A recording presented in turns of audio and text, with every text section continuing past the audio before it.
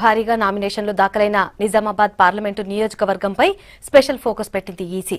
ఎన్నికల నిర్వహణపై కసరత్తు చేస్తోంది. నామినేషన్ల ఉపసంహరణ తర్వాత గుర్తుల్ని కేటాయిస్తామంటున్నారు అధికారులు.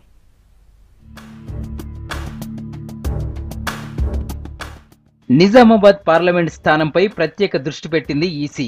ఎన్నికల నిర్వహణపై ఎప్పటికప్పుడు జిల్లా రిటర్నింగ్ అధికారితో సంప్రదింపులు జరుపుతున్నారు సెక్రటేరియట్లోని ఎన్నికల ఆఫీసర్లు. ఈ నియోజకవర్గం నుంచి 245 నామినేషన్లు దాఖలయ్యాయి. ఈ నెల 28 వరకు నామినేషన్ల ఉపసంహరణకు గడువుంది.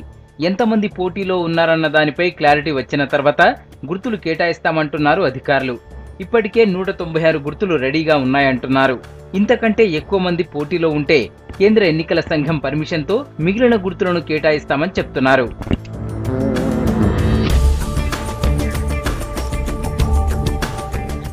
తెలుగు అక్షరాల ఆల్ఫాబెటికల్ ఆర్డర్లో అభ్యర్థుల పేర్లు బ్యాలెట్ పేపర్లో ముద్రిస్తారు.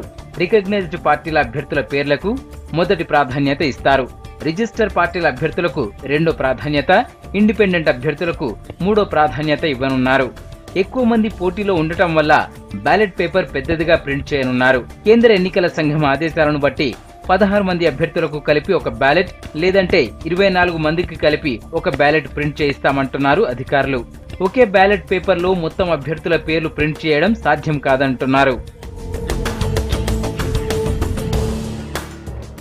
నిజామాబాద్ పార్లమెంటు నియోజకవర్గంలో 1880 పోలింగ్ స్టేషన్లు ఉన్నాయి. అభ్యర్థులు ఎక్కువ మంది ఉండటంతో ప్రత్యేకంగా బ్యాలెట్ బాక్సులు తయారు చేయించేందుకు ఏర్పాట్లు చేస్తున్నారు ఎన్నికల అధికారులు. 2000 వరకు బ్యాలెట్ బాక్సులు అవసరమవుతాయని అంచనా వేస్తున్నారు. వీటికి ₹1 కోటి పైగానే ఖర్చవుతుందని భావిస్తున్నారు. దీనికి సంబంధించిన టెండర్ ఇప్పటి వరకు ఎవరికీ ఇవ్వలేదన్నారు అధికారులు. కేంద్ర ఎన్నికల సంఘం ఆదేశాల తర్వాతే ఈసీఐఎల్కు ఆర్డర్ ఇస్తామంటున్నారు.